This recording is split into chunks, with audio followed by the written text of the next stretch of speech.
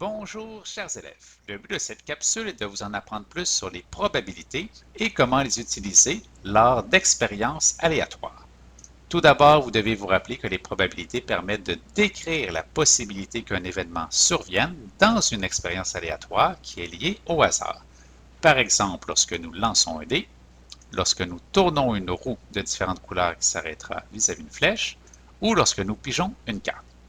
Il est très important de vous rappeler que nous représentons une probabilité à l'aide d'un rapport qui est généralement une fraction ou un pourcentage. Voyons maintenant différents exemples d'expériences aléatoires que nous allons décrire à l'aide des probabilités. Alors, la première expérience aléatoire est de lancer un dé régulier à 6 faces. Je veux trouver la probabilité d'obtenir le 4. Je vais devoir me demander sur mon dé combien il y a de fois le chiffre 4. Il est là une fois, mais je dois aussi trouver combien il y a de possibilités différentes. Il y a 6 chiffres sur mon dé, donc 6 possibilités. Pour représenter ma probabilité à l'aide d'une fraction, je vais indiquer au numérateur le nombre de fois que se trouve le chiffre 4, c'est-à-dire 1, et le dénominateur sera le nombre de possibilités différentes, c'est-à-dire 6.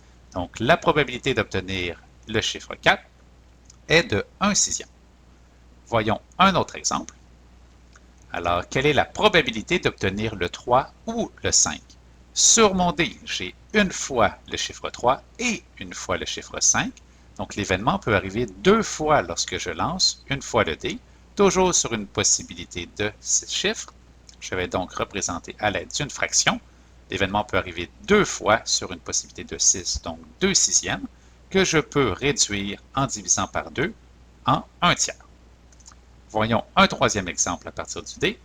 Quelle est la probabilité d'obtenir un nombre pair?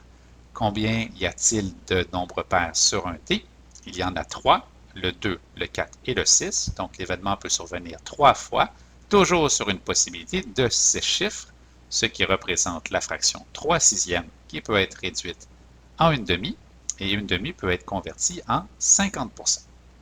Voyons une autre expérience aléatoire qui est de tourner cette roue représentant différentes couleurs. Alors, quelle est la probabilité d'arrêter sur une case de couleur jaune? Je dois compter combien j'ai de cases jaunes, il y en a 2, et aussi trouver combien j'ai de cases en tout. J'en ai 12. Je vais donc pouvoir représenter cette probabilité à l'aide d'une fraction, qui est 2 douzièmes, que je peux réduire en divisant par 2 en 1 sixième. Une autre probabilité à partir de la roue. Quelle est la probabilité d'arrêter sur une case de couleur rouge ou mauve? Dans ce contexte-ci, il faut considérer le OU comme un et, puisque nous voulons savoir combien il y a de cases qui sont rouges avec celles qui sont mauves.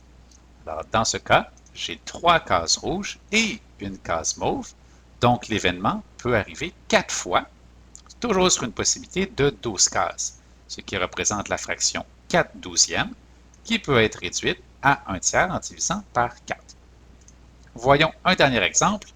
Quelle est la probabilité d'arrêter sur une case de couleur bleue ou verte? J'ai 4 cases bleues et 2 cases vertes qui ensemble font un total de 6 fois où l'événement peut arriver sur une possibilité de 12 cases, ce qui représente la fraction 6 douzièmes qui peut être réduit en une demi, qui peut être converti en 50%. Je vous invite aussi à regarder mon autre vidéo qui présente les probabilités à partir des cartes. Sinon, vous en avez appris davantage sur les probabilités et comment les utiliser pour décrire des expériences aléatoires.